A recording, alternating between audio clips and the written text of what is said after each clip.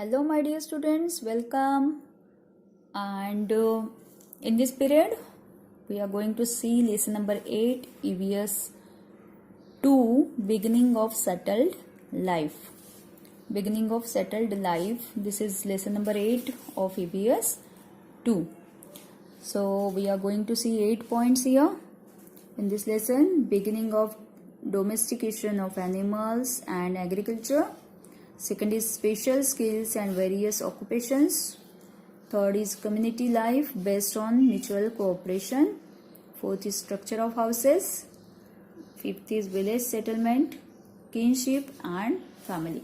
So let us see the first point, beginning of domestication of animals and agriculture. 8.1 beginning of domestication of animals and agriculture. Domestication of animals. Domestication of animals मतलब क्या होता है? Animals को अपने घर में रखना, पालना, है ना. Domesticated animals like the dog, goat, sheep, cattle, buffalo etcetera are useful to man in many ways. Animals क्यों रखे जाते हैं घर में? क्योंकि हमें उनका बहुत उपयोग होता है. जैसे कैटल है, बफेलो है, काऊ है, इनसे हमें दूध मिलता है ना. और डॉग जो है हमारे घर की रक्षा करता है. गोट से भी दूध मिलता है, शीप से वुल मिलता है. तो बहुत सारी ऐसी चीज़ें होती हैं जो हमें एनिमल्स देते हैं, तो इसलिए हम उनको घर में रखते हैं, पालते हैं. तो डोमेस्टिकेशन यानी पालना उनको. There are 3 main steps in the domestication of species of any animal. किसी भी एनिमल को डोमेस्टिकेशन करना यानी उनको पालना, उसकी 3 स्टेप्स होती हैं. 3 मेन स्टेप्स होती है. पहला स्टेप ये होता है capture of the wild animals.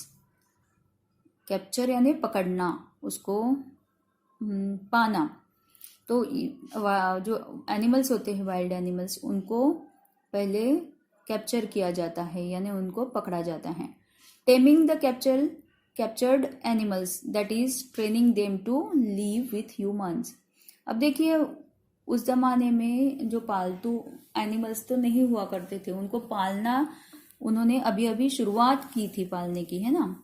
तो कैप्चर करना, पहले उनको पकड़ना, वाइल्ड एनिमल्स को, यानी जंगल में से उनको पहले पकड़ना. उस जमाने में गाँव वाव तो नहीं हुआ करते थे, ना ही शहर हुआ करता था. तो वो जो थे एनिमल्स वो सारे जंगल में ही रहते थे. तो इन जंगली जानवरों को पहले पकड़ना, फिर उनको टेमिंग यानी उनको ह्यूमन के साथ कैसे रहना है, तो उनको पहले ट्रेनिंग दिया जाता था. उनको पालतू बनाया जाता था. पालतू बनाना यानी उनको सिखाना, उनको ट्रेन करना.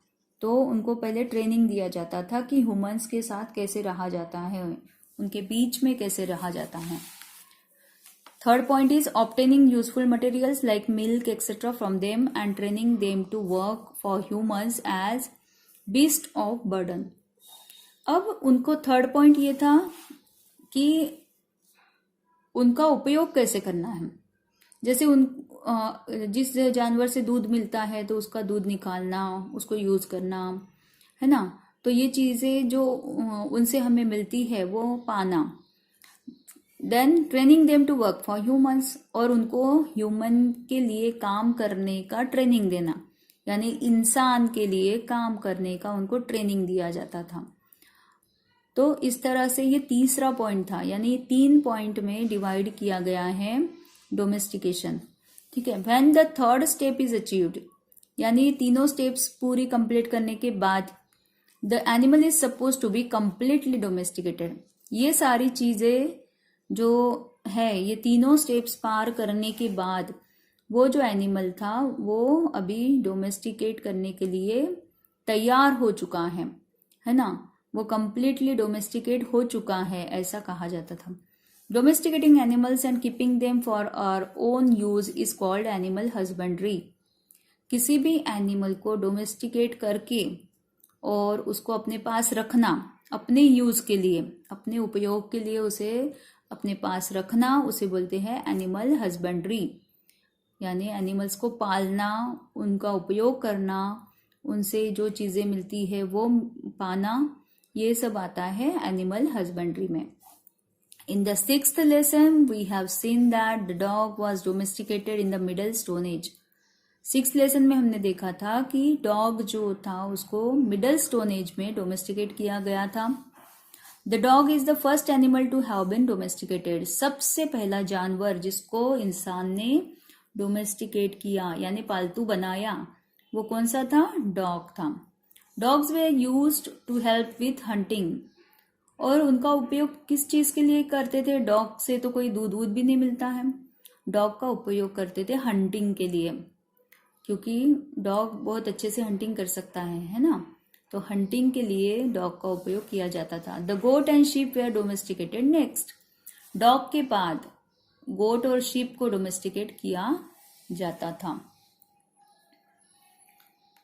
यहाँ पे देखिए, a reconstruction of the ancestor of the modern bull, the wild bull.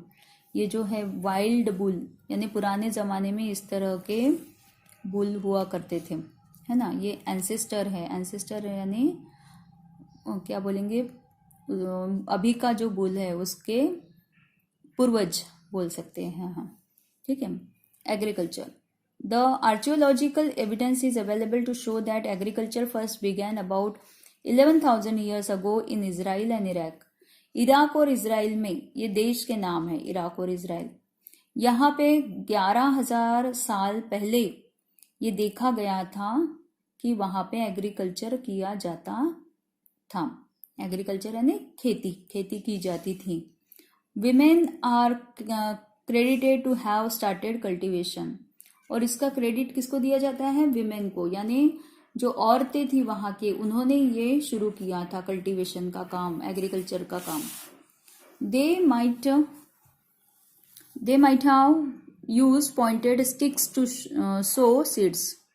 उन्होंने इस तरह की पॉइंटेड स्टिक यूज की थी सीड्स अंदर जमीन में डालने के लिए. जैसे सीड्स बोते हैं ना खेत में, उस तरह से वो सीड्स को बोने के लिए वो इस तरह की स्टिक यूज करते थे. Women in some tribes still sow seeds by this method. और कुछ ऐसे ट्राइब्स थी जहाँ पे वुमेन ने इस तरह से इस मेथड को यूज करके सीड्स ऐसे बोए थे जमीन के अंदर. In order to help dig deeper into the soil. और क्यों करते थे ये? गड्ढा करने के लिए, है ना. जो जमीन के अंदर गड्ढा करके फिर उसके अंदर वो सीड डाली जाती है ना, उसके लिए ये पॉइंटेड रहता था, तो इस तरह का टूल वो यूज करते थे. The stick was weighted using a perforated stone.